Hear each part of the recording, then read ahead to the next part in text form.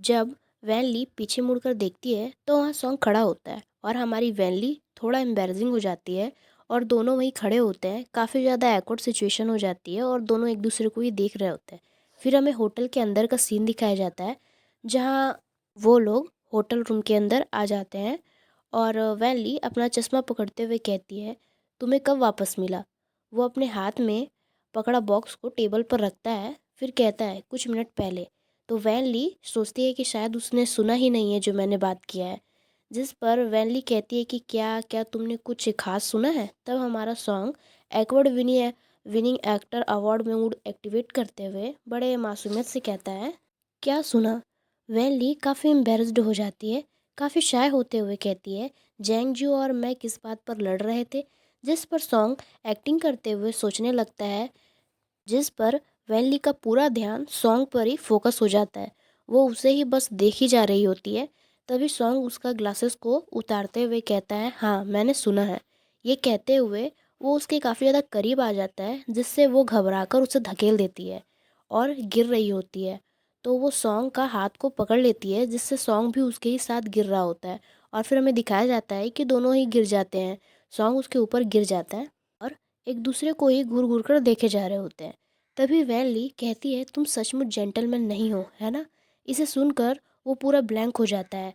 वैनली कहती है, ये बिल्कुल भी जेंटलमैन नहीं था। अगर तुमने कुछ सुना भी है तो तुम्हें ऐसा एक्टिंग करना चाहिए कि तुमने कुछ सुना ही नहीं है। यानी अपनी गलती उसी पर पूरी डाल रही होती है। उल्टा चोर कोतवाल को डांटे। फिर जिस पर सॉन्ग थोड़ा वो कहता है कि ठीक है मैं हार मानता हूँ। फिर कहता है कि ठीक है तुम जीत गई। फिर कहता है मैंने तुम्हारे लिए कुछ क्रेफिस खरीदा है, चलो खाते हैं। क्रेफिस का नाम सुनते ही उसके आंखों में चमक आ जाती है और अपने बहुत मोटे मोटे आंखों से सॉन्ग को देख रही होती है। दिखाया जाता है कि वो क्रेफिस को छील रही होती है और वो क्रेफिस को जब खाने जा रही होती है तभी उसी बिल दिखाई देता है जो कम मसालेदार कम तेल वाला होता है। उसके बिल को देखकर वो उसे बाउल पर ही रख देती है। वेनली कहती है कि मैं इसे ख़त्म नहीं कर सकती और मैं नहीं चाहती कि ये अच्छा खाना बर्बाद हो जाए। हालांकि अगर तुम इसे खाना नहीं चाहते तो कोई बात नहीं। वो क्रेफिस को उठाते हुए खाने ही जा रहा होता है और कहता है कि तुम कितनी ज़िद्दी हो, क्या तुम ऐसी चीज़ों के बारे में भी ऑनेस्ट नहीं हो सकती? फिर हमें नाइट का सीन दिखाया जाता है जहाँ वैली सो रही होती है और सॉन्ग उसके पास आता है और उसके कान पर बोलता है, क्या तुम ये अनुभव करना चाहोगी कि 3 दिन तक चलने में अनेबल हो रहना कैसा होता है? जिसे सुनकर वो तुरंत जाग जाती है और अपने पिलो पर चेहरा छुपाते हुए कहती है, मैंने केवल जैंगजू को नाराज़ करने के लिए कहा था। क्या तुम सचमुच सोचते हो कि तुम इतने ज़्यादा इनक्रेडिबल हो? जिस पर सॉन्ग स्माइल करते हुए कहता है, प्रॉब्ली 3 दिन तो नहीं, लेकिन डेफिनेटली पॉसिबल है कि एक दिन तक तो ज़रूर ही कर लूँगा। वैनली ब्लश करते हुए कहती है, गो अवे। सॉन्ग उसके सर को सहलाते हुए कहता है, ओह, और मुझे इस बात की चिंता थी कि तुम उन्हें एक साथ देखकर परेशान हो गई थी। मुझे लगता था कि मैंने तुम्हें कम आंका है। जिस पर वो सॉन्ग की तरफ मुड़ते हुए कहती है, मैं परेशान क्यों होंगी? सॉन्ग कहता है, क्या तुमको लूमिंग पसंद नहीं है? वैली काफ़ी ज़्यादा कंफ्यूज होते हुए कहती है कि मुझे लूमिंग पसंद है। कहती है, कौन सा इन्फ्लुएंसर ऐसी अफवाहें फैला रहा है? मैं मैनेजर डैन से कहूँगी कि वो लॉयर्स कल को लेटर भेज दें। जिसे सुनकर सॉन्ग थोड़ा सा कंफ्यूज हो जाता है और कहता है कि अगर तुम उसे पसंद नहीं करती तो मेकअप रूम में वो 2 साल पहले तुम रो क्यों रही थी? वैली कहती है कि मैं क्यों रो रही थी? हर किसी के लाइफ में यंग एज में कुछ समय ऐसा आता है जब वो अनकंफर्टेबल फील करने लगता है। जिस पर सॉन्ग कहता है, तो तुम उसे पसंद करती थी। अगर अब तुम्हारे मन में एक्सेप्ट अगर उसके लिए कोई फीलिंग्स नहीं है तो इसे एक्सेप्ट करने में कोई शर्म की बात नहीं है। अब ये सब अतीत की बात हो गई है। जिस पर वैनली थोड़ा झिझकते हुए कहती है, रुको, नहीं लेकिन मैंने नहीं। सॉन्ग उसे ही देख रहा होता है। तभी वो ब्लैंकेट को उसे ओढ़ाते हुए कहता है, सो जाओ, हमें कल जल्दी उठना है। और फिर उसे गुड नाइट कहकर लाइट ऑफ कर देता है। सॉन्ग काफ़ी सैड हो जाता है और सैड होते हुए ही वो सो जाता है। दूसरी तरफ वैनली को भी अच्छा नहीं लग रहा होता है। वो बहुत कुछ बोलना चाहती है पर वो ये कह नहीं पा रही है क्योंकि वो थोड़ा झिझक रही होती है। तभी वो अपने जगह से उठती है और उसके ऊपर चढ़ जाती है जिस पर सॉन्ग भी उठ जाता है और वो कहता है कि तुम ये क्या कर रही हो? और वो अपना सारा गुस्सा उतारते हुए उस पे चिल्लाते हुए कहती है कि मैं सो रही थी क्योंकि मैं मतलब कि मैं रो रही थी क्योंकि मैं पागल थी। वो एंग्री के आंसू थे। फिर उसके बगल में ही लेट जाती है और कहती है कि उस कचरे के एक गर्लफ्रेंड थी और वो अभी भी मेरे साथ डेटिंग की अफवाहें फैलाना चाहता था। मैंने अपने मैनेजर से भी जाकर पूछा था कि वो किसी को डेट कर रहा है क्या नहीं। बात को मुझे कंफर्म करके बताया। मुझे पता चला कि वो पिछले कुछ सालों से ही सीक्रेटली डेट कर रहा था और मुझे आधे साल तक जनता की आलोचना का सामना करना पड़ा। ये कहते कहते वो पूरा आग बबूला हो जाती है और कहती है कि अगर ये फैक्ट ना होता कि मेरे करियर अभी उड़ान भरना शुरू ही कर रहा था और मुझे मैनेजर ने सलाह दी कि सीधे टकराव से मुझे कोई फ़ायदा नहीं होगा, और अपना मुट्ठी कसते हुए कहती है मैं ऑनेस्टली उसे पीटूंगी। और ये सब कहते कहते वो बस बोलते ही जा रही थी, बोलते ही जा रही थी और सॉन्ग उसे सुन रहा था। तभी वैन ली उसे देखते हुए कहती है कि अरे तुम मुझ पर बिलीव नहीं करते क्या।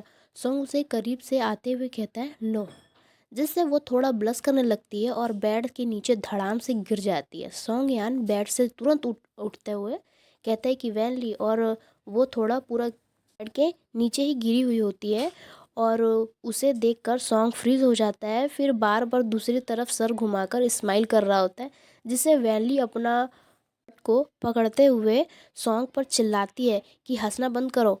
सॉन्ग बेड से उतरकर वैली को पकड़ता है और बेड पर बैठाते हुए कहता है क्या तुमको कहीं चोट लगी है। वैली कहती है कि बिल्कुल, मुझे शायद कंफ्यूजन हो गया है। जिस पर सॉन्ग उसके सर को पकड़कर रब करने लगता है। जो हमारी वैली होती है वो अपने बट को भी रब कर रही होती है, जिस पर सॉन्ग कहता है क्या वह अभी दर्द होता है, और अपना हाथ आगे बढ़ा रहा होता है। तभी वैली कहती है कि इसे मैं खुद भी कर सकती हूँ, लेकिन सॉन्ग उसकी बात नहीं मानता और उसका बट को पकड़ लेता है और उसे मसाज दे रहा होता है और उससे कहता है कि शर्मिंदा होने की कोई ज़रूरत नहीं है। ऐसा नहीं है कि मैंने पहली बार वहाँ मतलब छुआ है। जिसे सुनकर वो भी थोड़ा ब्लश कर रही होती है और थोड़ा खांसते हुए कहती है ठीक है, तो तुम लोगों को ये मत बताना कि मैं ऑनलाइन कमेंट्स के कारण रोई। अगर उन नफ़रत करने वालों को पता चल गया है कि मैं उनके कमेंट्स के वजह से रो रही थी उस दिन, तो वो बहुत ज़्यादा विशेष हो जाएंगे। जिस पर सॉन्ग कहता है कि क्या कमेंट्स इतनी बुरी थी, जिसे वेल डी भी मतलब बोलती है कि हाँ काफ़ी बुरा तो नहीं था, लेकिन वेल ने उसको बहुत कामली रिप्लाई करती है कि मुझे इसकी आदत है। जिससे सॉन्ग को उसके लिए बहुत ज़्यादा सैड फील हो रहा होता है और अभी भी बहुत से फैंस मुझे बहुत ज़्यादा सपोर्ट और प्यार करते हैं। ये सुनकर सॉन्ग उसे हग कर लेता है और कहता है कि ये सब अतीत की बात है। फिर हमें नेक्स्ट दिन का सीन दिखाया जाता है, वैरायटी शो लाइव रिकॉर्डिंग, जहाँ सारे फैंस चिल्ला रहे होते हैं। तभी ये अनाउंस होता है कि आपका स्वागत है, आइए शो में अगले 2 कपल का स्वागत करें। तभी अपने फैंस को हाय बोलते हुए वो जो 2 कपल्स होते हैं वो आ रहे होते हैं। उसमें से हमारी वैनली और सॉन्ग भी होते हैं, जो कि काफ़ी ज़्यादा वैनली क्यूट लग रही होती है उस ड्रेस में, और जो हमारा सॉन्ग है वो भी काफ़ी ज़्यादा हैंडसम लग रहा होता है। तभी वहाँ पर जो एंकरिंग कर रहा होता है वो कहता है कि अगले सेगमेंट में हम कुछ क्लासिकल आइजर्स के ब्रेकर गेम खेलेंगे। तभी हमें गेम का रूल बताया जाता है कि एक पर्सन कागज़ पर दिए गए संकेत अभिनय करेगा और दूसरा पर्सन संकेत का अनुमान लगाएगा। तभी वैन ली सॉन्ग को गैस करने के लिए कहती है। सॉन्ग सोचकर कहता है कि रैबिट, जो कि सच में हमारी वैन ली रैबिट जैसी ही लग रही होती है, आप भी देख सकते हैं। फिर इस गेम में ये भी होता है कि जो भी टीम निर्धारित समय में सबसे ज़्यादा सही आंसर देगा वो जीत जाएगा। फिर वहाँ पर कह रहे होते हैं कि कौन सा जो जोड़ा है वो पहले जाएगा। वैन ली वहाँ पर दोनों हाथ हिलाते हुए अपना एक्ट कर रही होती है। सॉन्ग जो होता है वो सोचता है और गैस करता है, सब खो गया। कहता है जहाँ पर जो वो एंकर होता है वो भी कहता है कि सही, एक मुहावरा है जो मुर्गी उड़ गई अंडे टूट गए कहा, जिसका अर्थ सब कुछ खो गया। यही कारण है कि वैनली एक मुर्गे का अभिनय कर रही है।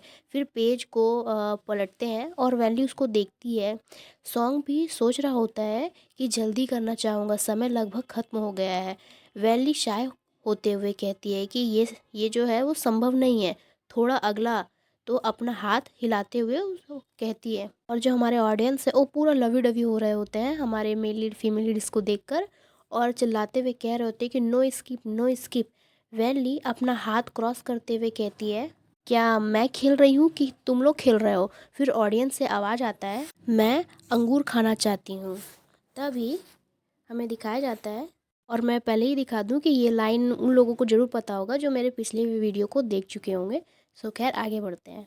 जिसे सुनकर जो हमारी वैनली होती है वो काफ़ी ज़्यादा ब्लश करने लग जाती है, और जो सॉन्ग जो होता है ये दोनों ही ऑडियंस की तरफ, मतलब अपने फैंस की तरफ ही देख रहे होते हैं। हमारा जो सॉन्ग होता है वो मुस्कुराते हुए कहता है, फ्लर्टी फिक्सन। जिसे सुनकर फैंस पूरा चिल्लाने लगते हैं, कहते हैं यस। और वो तो पूरा पागल हो रहे होते हैं, जैसे कि आप देख सकते हैं कि ये क्या उन्होंने बैनर वगैरह पकड़ा होता है, जिससे हमारी वैली बहुत ज़्यादा ही ब्लश करने लग जाती है, और वो भी थोड़ा सोच रही होगी कि पता नहीं अब मैं क्या करूँ। तो आज के लिए बस इतना ही। अगर आपको मेरी वीडियो पसंद आ रही है तो लाइक, सब्सक्राइब, शेयर करना ना भूलें। मिलते हैं नेक्स्ट पार्ट में। Bye bye.